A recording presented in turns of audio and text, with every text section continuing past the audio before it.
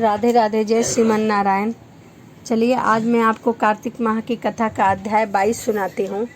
राजा पृथक ने नारद जी से पूछा, हे देवर्षि, कृपा आप अब मुझे यह बताइए कि वृंदा को मोहित करके विष्णु जी ने क्या किया और फिर वह कहाँ गए। जब देवतादि स्तुति कर मौन हो गए तब शंकर जी ने सब देवताओं को कहा, हे ब्रह्मादि देवताओं, जलंधर तो मेरा ही अंश था, उसे मैंने तुम्हारे लिए नहीं मारा, वह मेरी सांसारिक लीला थी। फिर भी आप लोग सत्य कहिए कि इससे आप सभी हुए या नहीं।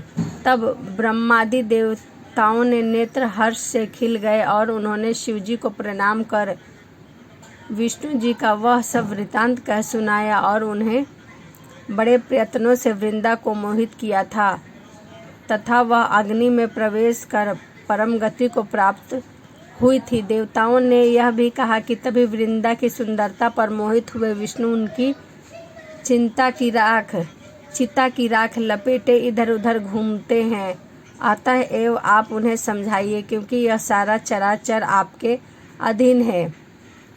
देवताओं को यह सारा वृतांत सुन शंकर जी ने उन्हें अपनी माया समझाई और कहा कि उसी से मोहिनी विष्णु भी काम के वश में हो गए हैं, परंतु महादेवी उमा त्रिदेवों की जननी सबसे परे वह मूल्य प्राकृतिक परम मनोहर और वही गिरजा भी कहलाती है। अतः एवं विष्णु का मोह दूर करने के लिए आप सब उनकी शरण में जाइए। शंकर जी की आज्ञा से सब देवता मूल प्रकृति को प्रसन्न करने चले।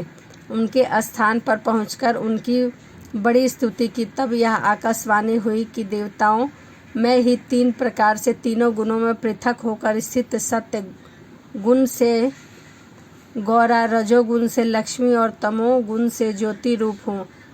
अतः एवं आप लोग मेरी रक्षा के लिए उन देवियों के पास जाओ तो वे तुम्हारे मनोरथ को पूर्ण करेंगे।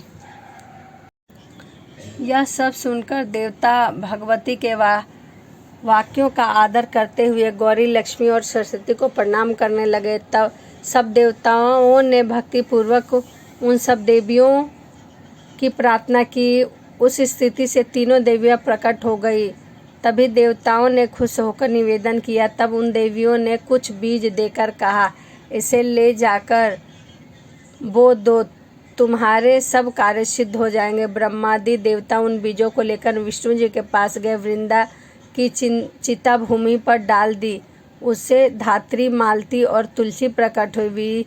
धात्री के बीज से धात्री, लक्ष्मी के बीज से मालती और गौरी के बीज से तुलसी प्रकट हुई। विष्णु जी ने ज्यों ही स्त्री रूप वाली वनस्पति को देखा तो वे उठ बैठ कामासक्त हो मोहित हो उनसे याचना करने लगे। धात्री और तुलसी ने उनसे प्रीत की। विष्णु जी सारा दुख भूल देवताओं से नमस्कृत हो अपने लोक बैकुंठ चले। वह पहले की तरह सुखी होकर शंकर जी का स्मरण करने लगे।